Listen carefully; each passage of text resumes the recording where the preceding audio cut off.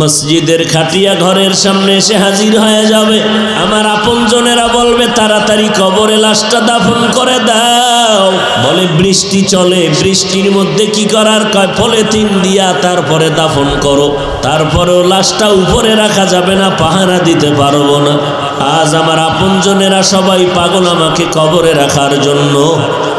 ওই অন্ধকার কবর বড় ভয়ঙ্কর।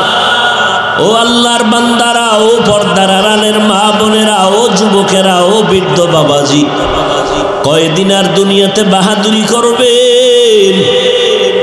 আজকে যারা বুড়া হয়ে গেলেন, এক সময় যৌবন ছিল, কত শক্তি ছিল, আজ আপনি লাঠি ছাড়া চলতে পারেন না। ওই অন্ধকার কবরে যাওয়ার আগে এখনো সময় আছে তওবা করার। আল্লাহর নবী বলেন, কান্না করে চোখের পানি ছেড়ে তওবা করো। ওই পানিটা গালের নিচে যাওয়ার আগে জাহান্নামের আগুন আল্লাহ হারাম করে দিবেন। নবী বলেন, কেমন হারাম? গাভীর ওলান থেকে দুধ বের করে যেমন ভেতরে ঢুকানো সম্ভব না, কান্নাওয়ালা বান্দা বান্দিকে জাহান্নামে দেওয়াটাও সম্ভব হবে না। ওই আল্লাহর দরবারে তওবা যদি করার নিয়ত হয়, মনে মনে আল্লাহকে বলেন, হে মালিক, এই ময়দানে আমার মতো গুনাহগার কেউ নাই। আয় আল্লাহ, গুনার কারণে আমার হাত না পাক, চোখ না পাক, জিহ্বা না পাক, অন্তর না পাক। এরে বান্দা, তওবার মতো যদি তওবা করে নাও, আমি আল্লাহ তোর জীবনের গুনাহ মাফ করে দিব। অতএব যাদের তওবা করার নিয়ত হয়, গলায় ছুরি আসবে, মরে যাব, নামাজ ছাড়বো না, বেপরদায় চলবো না, মা বাবাকে কষ্ট দিব না, উলামায়ে কেরামের বিরুদ্ধাচরণ করব না, নবীজির সুন্নাত অনুযায়ী চলবো।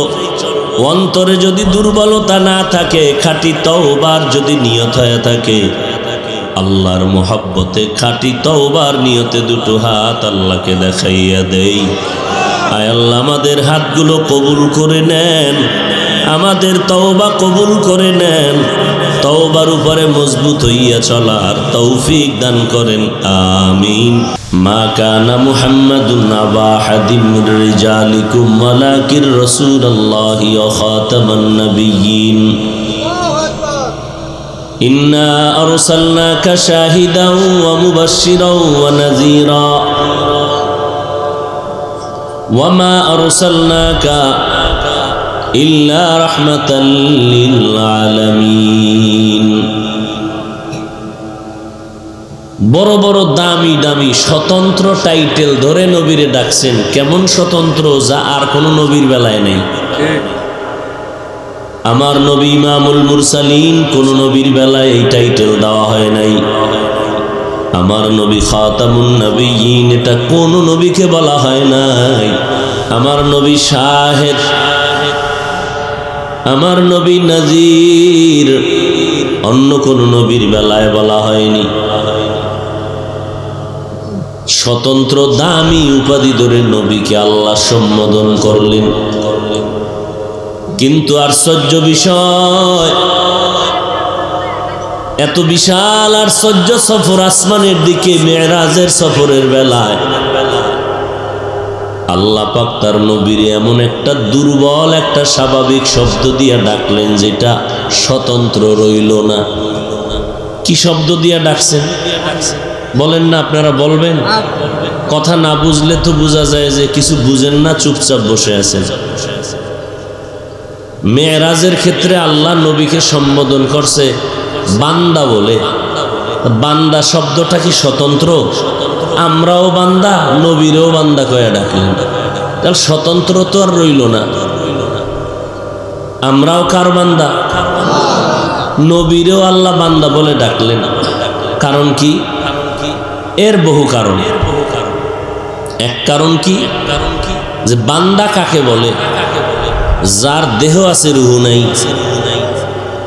বুঝে না? মোনাজাতটা দিয়েই ফেলাম কিনা? বান্দা কাকে বলে? বান্দা যার রুহ আছে, দেহ নাই। না দেহ আছে, রুহ নাই? হ্যাঁ, যার দোনোটা, দেহর সাথে কি আছে? রূহ আছে। তি বান্দা। আল্লাহ এই শব্দ দিয়ে কি বুঝাইলেন? আমার বান্দাকে মেরাজ করাইছি, তার মানে শুধু রুহও না, শুধু দেহও না, দোনোটার সমন্বয় রসুলকে সশরীরে চাক্ষুষভাবে সজাগ অবস্থায় আমি তার বডি সহ মেরাজ করাইছি। বান্দা বলে জবাব দিলেন। দ্বিতীয় গোটা দুনিয়ার বান্দাদের মধ্যে আমার রসুল বান্দা বড়। বান্দা হয় কেন? ইবাদতের মাধ্যমে। আমার রসুল কেমন বান্দা! ইবাদতের তুলনায় যার চূড়ান্ত পর্যায়ে ইবাদত, আমার রসুলের মতো ইবাদত করনেওয়ালা কেউ নেই। সারা রাত নবী নামাজে কাটায় দিলেন। আমার নবী শত শত মাইল হেঁটে হেঁটে গিয়ে কালেমার দাওয়াত দিয়েছিলেন। আমার নবী এত পরিমাণ কষ্ট করেছে, এর 1000 কোটি ভাগের 1 ভাগ কষ্ট কোনো উম্মত করে নাই। আল্লাহ বান্দা বলে ডাকিয়া বললেন, যে যেই লাইনে দৌড়াও আর ধর্ম নিয়ে দৌড়াও, বিদায় বেলা কে কোন ধর্মের কোনো হিসাব নাই, কোনো ব্যানার নাই, সবার বেলায় সাদা 3টা কাফন হবে। অতএব বান্দা, আমি তোমাদের মোহাব্বতের নজরে ডাকলাম। নফস শয়তানের ধোকায় পড়ে যারা অপরাধ করেছো, ফিরে আয়। আমি আল্লাহ রহমতের দরজা দিয়া তোমাকে ডাকতেছি। পাহাড় সমপরিমাণও যদি গুনাহ করো, তওবা করলে আমি মুহূর্তে তোমাকে পবিত্র বানায় দিব। আমি আল্লাহর দরজা খুলে রাখলাম। দুনিয়ার মানুষ মানুষকে দেওয়ার জন্য ডাকে, মাঝে মাঝে দরজা খুলে, মাঝে মাঝে দরজা বন্ধ করে দেয়। আর আমি আল্লাহ এমন দয়ার মালিক, রাতের বেলা ডাক দিবা হাজির, দিনের বেলা ডাক দিবা সেখানেও আমি হাজির। জঙ্গলে বসে বসে যদি ডাক দাও আমি হাজির। পানির মধ্যে সমুদ্রের কিনারায় যদি ডাক দাও সেখানেও আমি আল্লাহ হাজির। ওয়া ইযা সাআলাকা ইবাদি আন্নী ফাইন্নী করিব উজিবু দাওয়াতাদ দাঈ ইযা দাআন ফাস্তাজিবু লি ওয়াল ইউমিনু বি লাআল্লাহুম ইয়ারশুদুন। ও বান্দা, তুমি আমার কাছে চাও, আর কারো কাছে চাইও না। আর চাইতে যদি বান্দা চাওয়ার মতো চাও, পাইতেও মোটে দেরি হবে না। দুনিয়াওয়ালাদের কাছে চাইলে বেজার হয়, আমি আল্লাহর দরবারে না চাইলে আমি বেজার। কারণ দুনিয়াওয়ালাদের অভাব আছে, আমি আল্লাহর কোনো অভাব নাই। हर गोरी देने को तू तैयार है, जो न मांगे उससे तू बेजार है। आती नाफी दारे दुनिया ना हसन, आती नाफी दारे उक़बा ना हसन। या गियासल मुस्तगीसीन हदीना लफ्तिखारा बिलउलूमे वल गीना। আল্লাহ কত বড় দয়াময়। সন্তান 1000 অন্যায় করে মা বাবার দিকে যদি গিয়া চোখের পানি ছেড়ে ক্ষমা চায়, মা বাবার দয়া না হয়ে পারে না।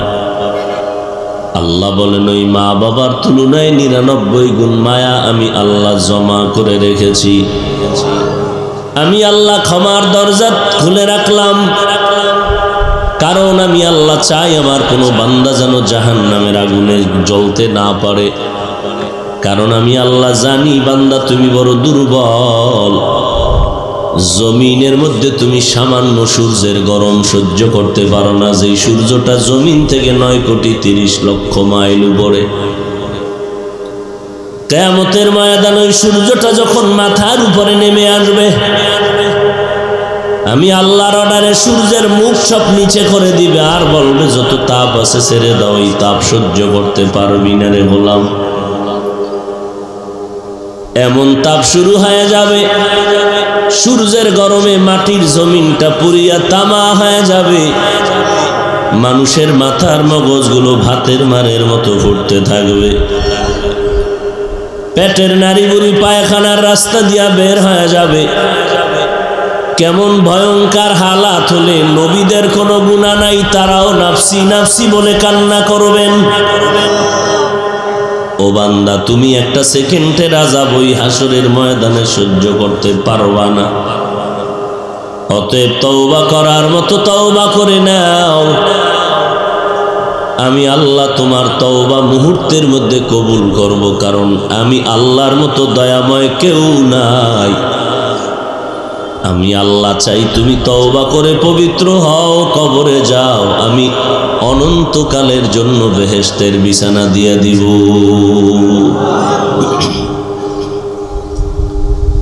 আল্লাহ পাক রব্বুল আলামিন ডেকে বললেন, তোমরা আমার বান্দা, আমার তোমরা আর কারো না। আসমান আমি বানাইছি কিন্তু বলি না আমার আসমান, জমিন আমি সৃষ্টি করেছি কিন্তু বলি না এটা আমার জমিন, চন্দ্র সূর্য সৃষ্টি আমি করার পরেও বলি না আমার চন্দ্র আমার সূর্য, বাতাস আমার কিন্তু বলি না আমার বাতাস, পানি আমি দিলাম কিন্তু বলি না আমার পানি। মানুষ বানাইয়া কেন বললাম তোমরা আমার গোলাম? আসমান বানায় কেন বলি না আমার আসমান, আমার জমিন, আমার পাহাড়, আমার পর্বত, আমার সূর্য, আমার চাঁদ? মানুষকে আমার কেন বললাম? কারণ সব কিছু বানাইলাম বান্দা তোর গোলামি করার জন্য, আর তোর মতো গোলামটাকে বানাইলাম আমি আল্লাহর ইবাদতের জন্য। সব মাখলুক তোর গোলাম, তুই কার গোলাম? ও বান্দা, তুমি আমি আল্লাহর গোলাম। তোমার কাজ আমার গোলামি করা, আমার ইবাদত করা। ইবাদত করার মানে এটা না সারা রাত্র যায় নামাজে দাঁড়াইয়া চিল্লাইবা কাঁদবা আর সারাদিন রোজা রাখবা তসবিহ টানবা, না না। ইবাদত বান্দা তুমি তসবিহ টানাকে সীমাবদ্ধ করিও না। ব্যবসা করাও ইবাদত, চাকরি করা ইবাদত, লেখাপড়া করাও ইবাদত। ও বান্দা, তুমি ব্যবসা করো, চাকরি করো, লেখাপড়া করো, কৃষি কাজ করো, সব ইবাদত। আমি আল্লাহ বলি নাই আমার ইবাদত করতে গিয়ে ব্যবসা করা যাবে না, চাকরি করা যাবে না, বরং আমি আইন করে দিলাম আহাল্লাল্লাহুল বাইআ ওয়া হাররামার রিবা। ব্যবসা হালাল, সুদ আমি হারাম করে দিলাম। ওই ব্যবসা যদি সঠিকভাবে করো, আমি আল্লাহ ব্যবসার সময়টাকেও নেকের পাল্লায় ওজন দিয়ে দিব। আমি আল্লাহ কি চাই? তুমি ব্যবসা করবা, চাকরি করবা, সব ঠিক রাখবা, স্ত্রী সন্তানের পেছনে সময় দিবা। এমনকি আমি আল্লাহ পাক 22 ঘন্টা সময় তোমার কাজে ব্যয় করার অনুমতি দিলাম, মাত্র 2টা ঘন্টা সময় তুমি তোমার কল্যাণে আমার পথে ব্যয় করবা, তাও একত্রে না, কারণ তোমার হাতে সময় নাই। ভাগ ভাগ করে দিলাম। ফজরের 4 রাকাত নামাজে 20 মিনিট, এরপরে তুমি দোকানে চলে যাও, আবার জোহরের 10 রাকাতে 20 মিনিট, আবার তুমি ব্যবসার কাজে নেমে যাও, আবার আসরের 4 রাকাতে 20 মিনিট, এরপরে তুমি দোকানে চলে যাও, আবার মাগরিবের 5 রাকাতে 20 মিনিট, আবার দোকানে চলে যাও, আবার এশার 9 রাকাত নামাজে 20 মিনিট। এবার ঘরের মধ্যে গিয়া সন্তান স্ত্রীর হক আদায় করে ঘুমাও।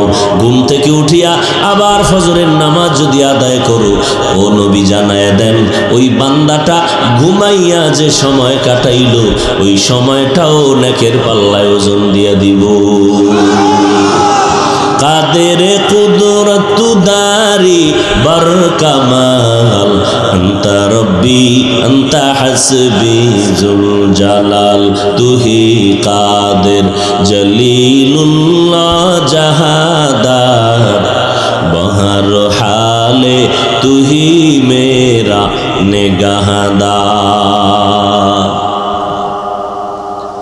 এরে নবীর আশিক উম্মতের দল,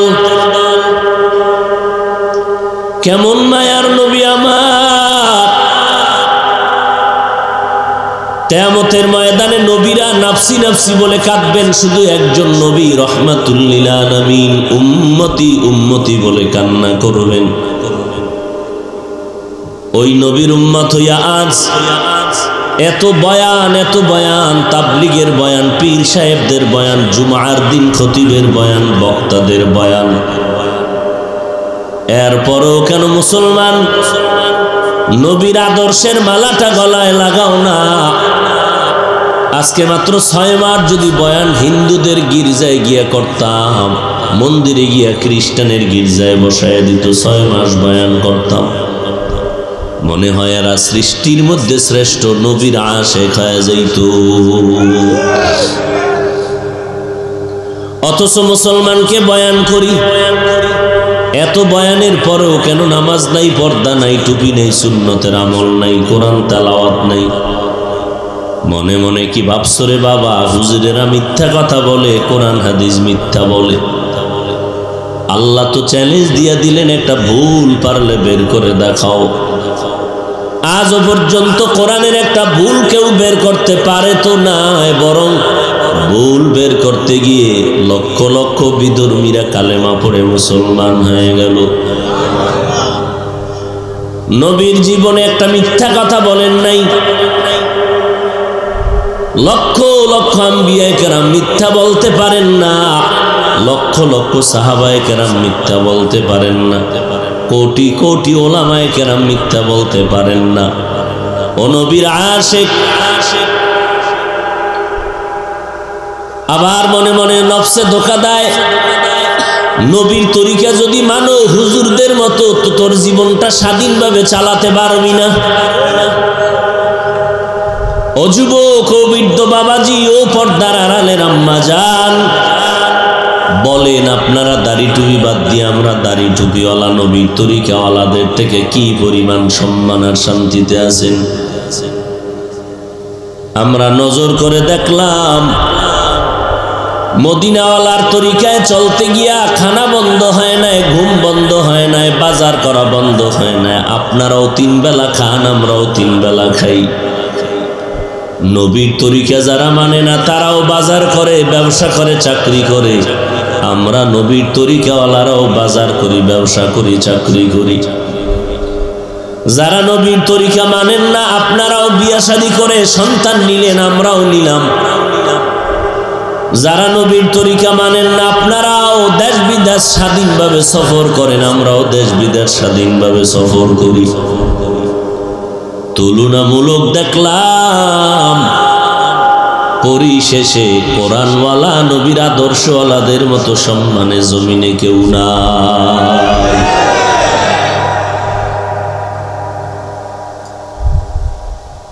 চোখের সামনে নজর করে দিবালোকের ন্যায় স্পষ্ট তাকায় দেখতেছেন যে কোরআনওয়ালার সম্মান কত, চোখে তাকায় দেখতেছেন। এরপরও একটু ভয় আসে না? আমরা আপনাদেরকেই কথা বলি না, স্কুল কলেজ বাদ দিয়ে সব আমগমতো পাগড়িওয়ালা দরবেশ বুজুর্গ হয়ে যাবেন, এটা বলি না। বরং আপনি স্কুলে পড়েন, কলেজে পড়েন, চাকরি করেন, ব্যবসা করেন, আপনি ওই লাইনেই থাকেন।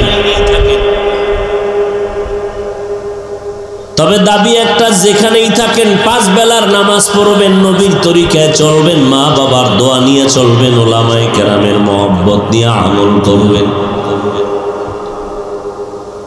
এরে আল্লাহর গোলাম,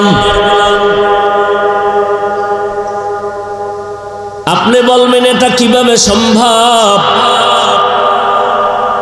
আপনি ডানে বামে একটু গভীরভাবে নজর করে দেখবেন, আপনার মতো যুবক দাড়িওয়ালা নামাজি স্কুল কলেজে পড়ে মিথ্যা বলবেন না, আছে না নাই? আল্লাহ বিবেক দিছে, জিজ্ঞাসা করেন আপনি কেন পারবেন না? আপনার আমার মতো যুবক ড্রাইভারি করে, শ্রমিকের কাজ করে, নদীর মধ্যে কাজ করে, কৃষি কাজ করে, 1 বেলার নামাজও বাদ দেয় না, অভাব নাই। আপনার বিবেকটাকে জিজ্ঞাসা করেন, আপনি কেন পারবেন না? আপনার আমার মতো যুবক সন্তান র্যাব, আর্মি, পুলিশ, বিডিআরের চাকরি করে, কোটি টাকার মালিক, এক টাকাও হারাম খায় না, অভাব নাই। নিজেকে একটু প্রশ্ন করেন, আপনি কেন পারবেন না রে বাবা? আল্লাহ মানুষকে বিবেক দিয়েছেন, গরু ছাগলের বিবেক দেয় না। গরুটারে আধা ঘন্টা যদি বয়ান করি, গরু একদিনের জন্য শ্বশুর বাড়ি বেড়াইতে যাই, তুমি আমার বাড়ি পাহারা দিও। তোমার পেটে ক্ষুধা লাগলে বাড়ির পেছনে তোমার ঘাস আছে, রিজার্ভ রেখে দিলাম, ওখানে ইয়া ঘাস খাইও। তোমার যদি বাথরুমের প্রয়োজন হয়, সুন্দর টাইলস মোজাইক করা বাথরুম বানায় রাখছে, ওখানে গিয়ে আরামে বাথরুম করিও। গরুটারে আধা ঘন্টা বয়ান করলে গরু শুনবে, মানবে। বাথরুমের যখন জরুরত হয়ে যাবে, মালিকের মাথায় পড়লেও টেনশন করবে না, ছেড়ে দিবে। ও ভাই, না দেখিয়া বাবার মতো জ্ঞান আল্লাহ গরুটারে দেয় নাই, শুধু মানুষেরে দান করেছেন। ও মানুষ, তুমি কেন জ্ঞান খাটাইয়া ভাবো না যে আমার মতো যুবক স্কুল কলেজে পড়িয়েও যদি নামাজ পড়ে আমি কেন পারবো না? আমার মতো যুবক যদি চাকরি করিয়াও নামাজ পড়ে আমি কেন পারবো না? তাহলে আমার পরকাল জীবনের কি হালাত হবে? এই চিন্তাটা করো।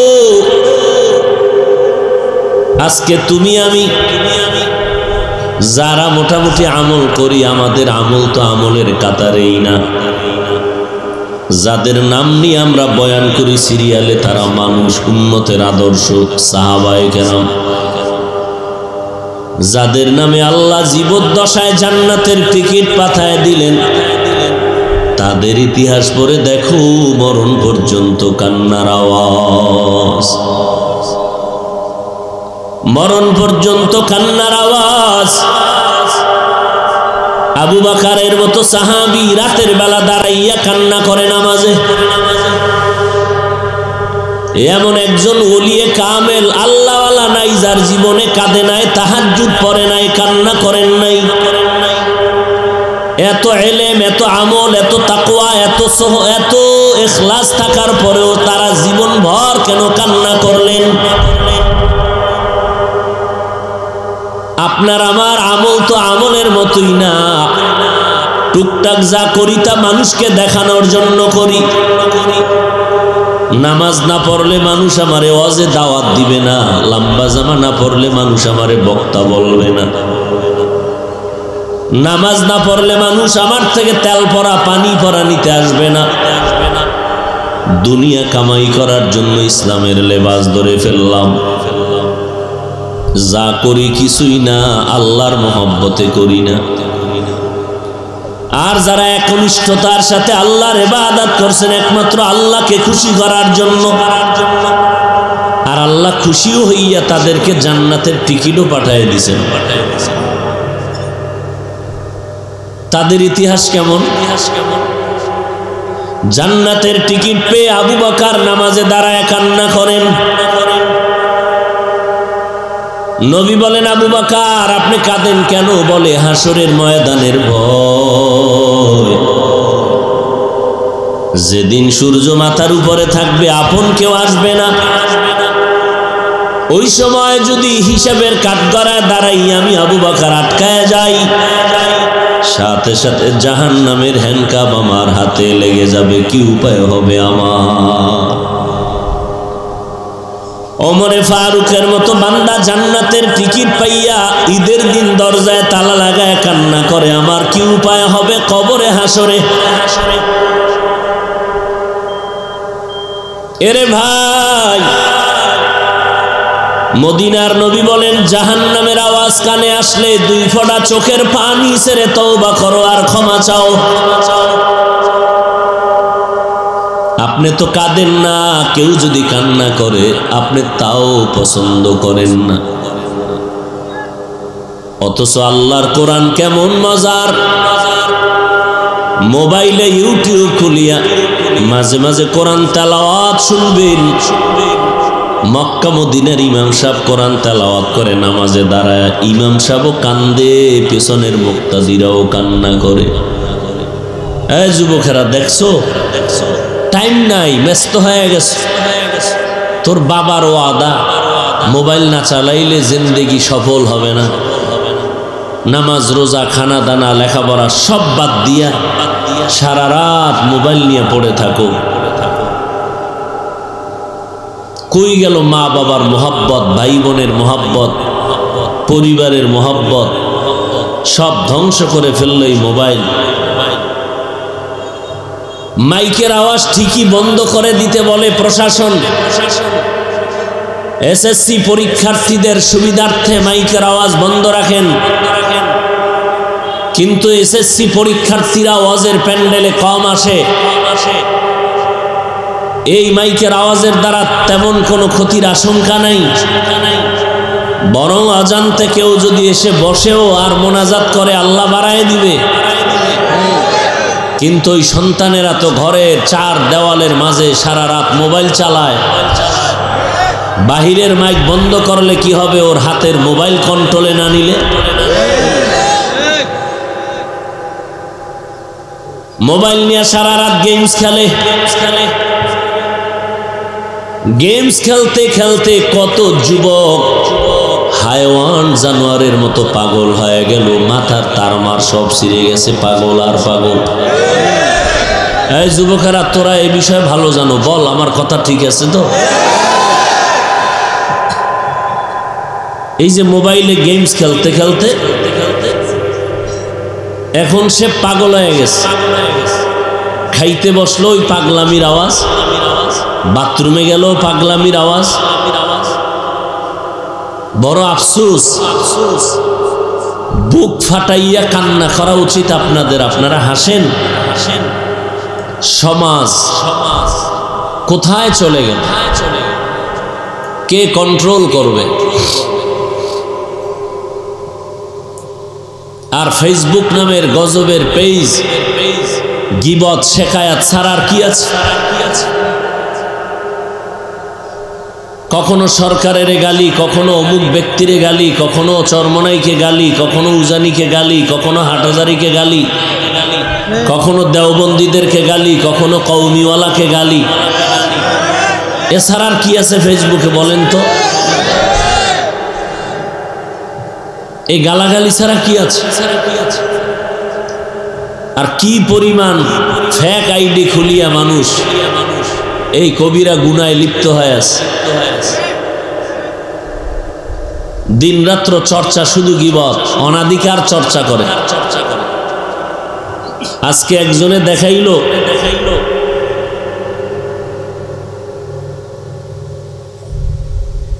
আমার নাম দিয়া আইডি খুইলা, এরপরে লেখা দিছে আমি হাফিজুর রহমান সিদ্দিক, আমার এই আইডি, আমি তো কখনো চালাই না, এখন মানুষের অনুরোধে এই আইডিটা খুললাম। কেমন জুতার বাড়ি দরকার? এই আইডি গুলো কে বের করবে?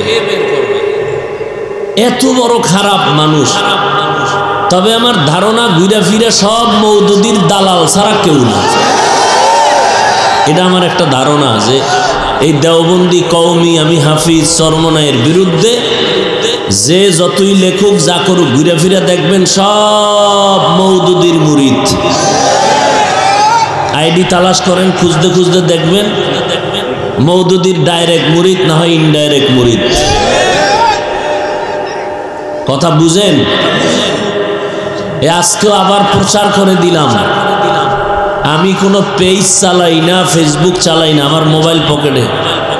থানায় নিয়ে চেক করো, এই মোবাইল 4-5 বছর, একটা আইডি নেই আমার মোবাইলে। যদি চালাই কোনো দিন, আল্লাহ যেন এই পথ থেকে আমার মৃত্যু পর্যন্ত হেফাজতে রাখে। যদি কথার কথা, তা আমি মাইকে ঘোষণা দিব যে আজকে খুলছি। এছাড়া যত আওয়াজ পাইবেন ওটারে ধরতে পারলে দেরি করবেন না থানায় ঢুকাইতে।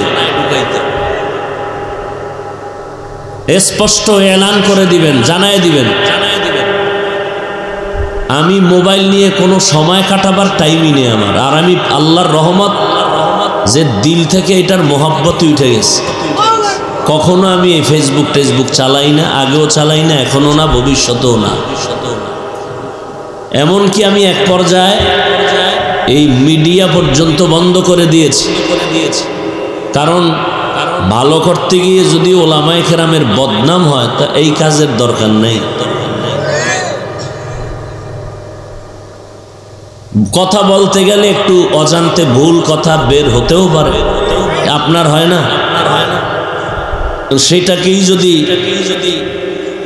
টাইমলাইনে আইনা মানুষকে সম্মান নষ্ট করে, মানুষ আলেমের উপরে ধারণা খারাপ হয়, এই জন্য পুরা রেকর্ড বন্ধ করে দিয়েছি। ইদানিংকালে কিছু চিন্তা ভাবনা করে দেখলাম যে না, কিছু তো 2-4 বছর পর্যন্ত মোটামুটি একটা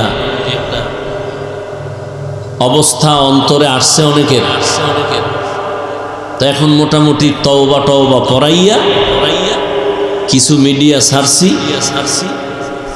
আমার দস্তখত সহ 21-22টা শর্ত দিয়া, আর আমার পোশাক পরতে হবে, 5 ওয়াক্ত নামাজ পড়তে হবে, কোনো ভণ্ড বক্তার ওয়াজ রেকর্ড করতে পারবে না। যারা চরমনাইকে উম্মতের সামনে গালি দেয়, তাবলিগের গালি দেয়, দেওবন্দের গালি দেয়, হাটহাজারীকে গালি দেয়, কওমিওয়ালাদের গালি দেয়, এরা ভণ্ড। এরা কি? এদের ওয়াজ আমার অনুমোদনওয়ালারা রেকর্ড করতে পারবে না, প্রমাণ পাইলে ওর ওই অনুমতি বাতিল। কথা বুঝাইতে পারছি? কারণ কিছু এই মিডিয়ার ওয়াজের দ্বারা বহির্বিশ্বের মানুষেরাও বয়ান শুনে। অনেক আল্লাহর বান্দারা মোবাইলে বয়ান শুনে দিনের পথে আসছে, এরকম হাজারো প্রমাণ আমাদের কাছে আছে। আল্লাহ সব ভাইকে হেদায়াত দান করুন।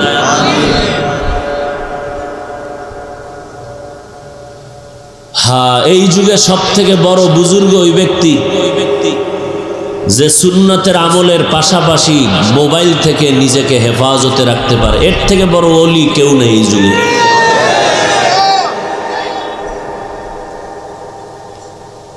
আল্লাহ আমাদের সব ভাইকে মোবাইলের গুনাহের থেকে হেফাজত করেন। قل يا عبادي الذين أسرفوا على أنفسهم لا تقنطوا من رحمة الله। এরে নবীর উম্মত, যে কথাটা আপনাদের বলতেছিলাম, আপনারা মনে মনে ভাবতেছেন যদি নবীর তরিকা মতো হুজুরদের কথা মেনে চলি স্বাধীনতা থাকবে না।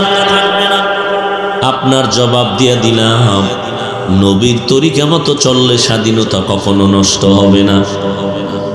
আপনার লাইনের মানুষ দিয়ে বুঝাই দিলাম। এরপরেও যদি আপনি নবীর তরিকা না মানেন, কবরে যাবেন তো কি উপায় হবে আপনার? ওই অন্ধকার কবরে যখন যাবেন, সাদা কাফনের প্যাকেট যখন আপনাকে দেয়া হবে, কে ধনী কে গরিব কাফনে লেখা নাই, কে কোটিপতি কে মাওলানা কে মুফতি সাহেব, কারো কাফনের মধ্যে লেখা থাকবে না। কোটিপতির কবরের সাইজ যেমন, গরিবের কবরের সাইজটাও তেমন। ধনী মানুষের কাফন যেমন কালারের, গরিবের কাফনের কালারও তেমন। ওই অন্ধকার কবরে গরিবকে যে প্রশ্ন করা হবে, ধনীটাকেও সেই প্রশ্ন করা হবে। প্রশ্ন হবে 3টা, রবের পরিচয় দাও, ধর্মের পরিচয় দাও, রাহমাতুল লিল আলামিনের পরিচয় দাও। নবীজি বলেন, যারা জবাব দিতে পারবে তাদের কবর হবে জান্নাতের বাগান। কারা জবাব দিতে পারবে? নবী বলেন, যারা দুনিয়াতে রবের গোলামি করে যাবে তারা কবরে গিয়া জবাব দিবে, রব্বি আল্লাহ, আমার রবকে। দুনিয়াতে যারা নবীর সুন্নত অনুযায়ী চলবে, কবরে গিয়া তারা নবীকে চিনবে, ইসলাম মেনে চলবে। যারা কবরে গিয়া জবাব দিবে, দ্বীনি আল ইসলাম, আমার ধর্মের নাম কি? নবী আফসোস করে বলেন, যারা দুনিয়াতে রবের গোলামি করে না, ইসলাম মানে না, নবীর সুন্নত মানে না, এই লোকগুলোকেও যখন 3টা প্রশ্ন করা হবে, তারা বলবে হা হা লা আদরি, আমি কিছুই জানি না। নবীজি বলেন, তাৎক্ষণিকভাবে আমার আল্লাহ গাইবী আওয়াজ দিয়া বলবেন, এরে কবরের ফেরেশতা, এই নাফরমানের আর সময় দিও না। আমি আল্লাহ দুনিয়াতে কম সুযোগ দেই না। আমার দেয়া পানি, বাতাস, চন্দ্রের আলো, সূর্যের আলো ভোগ করলো, আমার দেয়া নদীর মাছ, গাছের ফল, জমিনের ফসল খাইলো। এত বড় নিমক হারাম, একবারও আলহামদুলিল্লাহ বলে নাই। ওলামায়ে কেরাম পায়ে ধরে ধরে নামাজের দাওয়াত দিত, এক বেলার নামাজও পড়ে নাই। সন্তানটারেও নামাজি বানায় নাই, বরং সন্তানটা সুদের কারবার চিনত না, জানতো না। বাবা হইয়া সুদের কারবার আর ব্যবসা চিনায় দিল। সন্তানটারে কোরআন পড়ায় নাই, স্ত্রীটারে কোরআন পড়ায় নাই। এই বান্দারে আর সময় দিও না, এখনই জাহান্নামের বিছানা কবরে দিয়া দাও। কবরের ভেতরে জাহান্নামের বিছানা দেওয়া হবে। আল্লাহ অর্ডার করবে, জাহান্নামের সাথে রাস্তা বানায় দাও। পুরা কবরের ভেতরে জাহান্নামের আগুনে ভরে যাবে। একটা না, দুইটা না, 99টা সাপ। অন্ধকার কবর ভরে যাবে। আল্লাহ পাক রাগান্বিত হইয়া গাইবী আওয়াজ দিয়া বলবেন, এরে কবরের মাটি, এই নাফরমানকে দুই পার্শ্ব থেকে জোরে জোরে চাপ দাও। চাপের কারণে পাজরের হাড় চুরমার হয়ে যাবে। এরে নবীর আশিক, নবী বলেন, একটা জ্যান্ত বকরির চামড়া খুললে যেমন কষ্ট, এর থেকে শতগুণ কষ্ট হবে একটা বেনামাজির জান কবজের সময়। ও আল্লাহর বান্দারা, আল্লাহর কোরআন সত্য, নবীর কথা সত্য। আজকে যদি চিন্তা করতাম, টুপি মাথায় দিলে মাথা গরম, দাড়ি লম্বা করলে যৌবনের ভাব চলে যায়, তোমাদের মতো চিন্তা ভাবনা করে প্যান্ট শার্ট টাই লাগাইয়া যদি রাস্তায় ঘুরতাম, কেউ আমারে বাধা দিত না। মাথা নষ্ট করি নাই, টুপি দাড়ির কারণে আমাদের ব্রেনও নষ্ট হয় নাই। ভালো করে চিন্তা ভাবনা করে টুপি পরলাম, দাড়ি রাখলাম, লম্বা জামা পরলাম। টুপি মাথায় দেওয়ার আগে চিন্তা করেছিলাম, এই টুপির কারণে, দাড়ির কারণে কত টুপিওয়ালা দাড়িওয়ালা দুনিয়াতে কষ্ট পেয়েছে। দুনিয়াদারেরা কষ্ট দিয়েছে, কত কথার মাধ্যমে, অস্ত্রের মাধ্যমে, কত নির্যাতন করেছে। এত কিছু জানার পরেও কেন টুপি পরলাম, দাড়ি রাখলাম, নামাজ পড়ি, পর্দা করি, হালাল খাই? কারণ চিন্তা ভাবনা করে ফলাফল বের করে দেখলাম, দুনিয়ার কষ্ট কিছুই না, আখিরাতের এক বিন্দু কষ্ট বড় মারাত্মক, সহ্য করার মতো না। দুনিয়াতে একটা মশার কামড় সইতে পারি না, ওই অন্ধকার কবরে মাটির চাপ বড় কঠিন, কেমন করে সহ্য করব? কপাল বুঝি খারাপ। ও আল্লাহর বান্দারা, ও যুবকেরা, একটু আগেও বললাম আমার আল্লাহর কোরআন সত্য। ওই কোরআনে জাহান্নামের বয়ান আছে, জান্নাতের বয়ান আছে না নাই? মক্কার ইমাম সাহেব কোরআন তেলাওয়াত করে, জাহান্নামের আয়াতটা যখন আসলো, ইমামও কাঁদে, মুক্তাদিরাও কাঁদে। তাহলে শুধু আয়াত শুই না, যদি অন্তরের মধ্যে রিয়াকশন হয়, শুধু জাহান্নামের আয়াতটা তেলাওয়াতে যদি কান্না আসে, আর ওই আয়াতের অর্থ দিয়ে যদি মানুষের হাকিকতটা বোঝানো হয়, আর মানুষ যদি জাহান্নাম নিয়ে ধ্যান করে মোরাকাবায় লিপ্ত হয়, তাহলে বান্দা তো বুক ফেটে কান্না করে মরে যাওয়া দরকার। আসলেই যারা জাহান্নাম নিয়ে চিন্তা করে, আল্লাহর আযাবের ভয় নিয়ে চলে, এরা একটা সেকেন্ডের জন্য জাহান্নামের কথা শুনতে পারে না, সহ্য করতে পারে না। মনে হয় যেন জাহান্নামের আগুনটাকে গ্রাস করে নিতেছে। এই জন্য ভয়, তারা আতঙ্কিত, সহ্য করতে পারে না, কন্ট্রোল করতে পারে না। ওরে সাহাবায়ে কেরামরা কবরের ধ্যান করে করে বেহুশ হয়ে যেতেন। নবীর সাহাবী আবু যার গিফারি রাদিয়াল্লাহু তাআলা আনহু, ফাতেমা রাদিয়াল্লাহু আনহার ইন্তেকালের সময় কবরের আওয়াজ পেয়ে বেহুশ হয়ে পড়ে গেলেন। ওই অন্ধকার কবর, বান্দার আমল দেখবে, আমল ভালো, ব্যবহার ভালো। যার আমল ভালো না, ব্যবহারও ভালো হবে না। ও আল্লাহর বান্দা, চক্ষু দুটো বন্ধ করে একটা মিনিট চিন্তা করবেন যে আজকে আমি এখানে বসে আছি, মানুষ আমারে কত সম্মান করে, চেয়ার আগায় দেয়, আমাকে বড় সাহেব বলে, স্যার বলে, আমাকে মাওলানা মুফতি সাহেব বলে, প্রিন্সিপাল বলে, বড় হুজুর বলে, আমাকে কত সম্মানের কথা কয়। কিন্তু যেদিন আমার মরণ হয়ে যাবে, আমার ঘরের আপন সন্তানেরা আমার গায়ের গেঞ্জিটা কেটে কেটে রেখে দিবে, আমাকে আর ঘরে রাখতে দিবে না, বলবে লাশটা ঘর থেকে নামাও। কেউ যাবে বাঁশবাগানে বাঁশ কাটার জন্য, কেউ কবর খনন করার জন্য, কেউ গরম পানি করার জন্য। মসজিদের খাটিয়া ঘরের সামনে এসে হাজির হয়ে যাবে। আমার আপনজনেরা বলবে তাড়াতাড়ি কবরে লাশটা দাফন করে দাও। বলে বৃষ্টি চলে, বৃষ্টির মধ্যে কি করার, কয় পলিথিন দিয়া তারপরে দাফন করো। তারপরেও লাশটা উপরে রাখা যাবে না, পাহারা দিতে পারবো না। আজ আমার আপনজনেরা সবাই পাগল আমাকে কবরে রাখার জন্য। ওই অন্ধকার কবর বড় ভয়ঙ্কর। ও আল্লাহর বান্দারা, ও পর্দার আড়ালের মা বোনেরা, ও যুবকেরা, ও বৃদ্ধ বাবাজি, কয়দিন আর দুনিয়াতে বাহাদুরি করবেন? আজকে যারা বুড়া হয়ে গেলেন, এক সময় যৌবন ছিল, কত শক্তি ছিল, আজ আপনি লাঠি ছাড়া চলতে পারেন না। ওই অন্ধকার কবরে যাওয়ার আগে এখনো সময় আছে তওবা করার। আল্লাহর নবী বলেন, কান্না করে চোখের পানি ছেড়ে তওবা করো। ওই পানিটা গালের নিচে যাওয়ার আগে জাহান্নামের আগুন আল্লাহ হারাম করে দিবেন। নবী বলেন, কেমন হারাম? গাভীর ওলান থেকে দুধ বের করে যেমন ভেতরে ঢুকানো সম্ভব না, কান্নাওয়ালা বান্দা বান্দিকে জাহান্নামে দেওয়াটাও সম্ভব হবে না।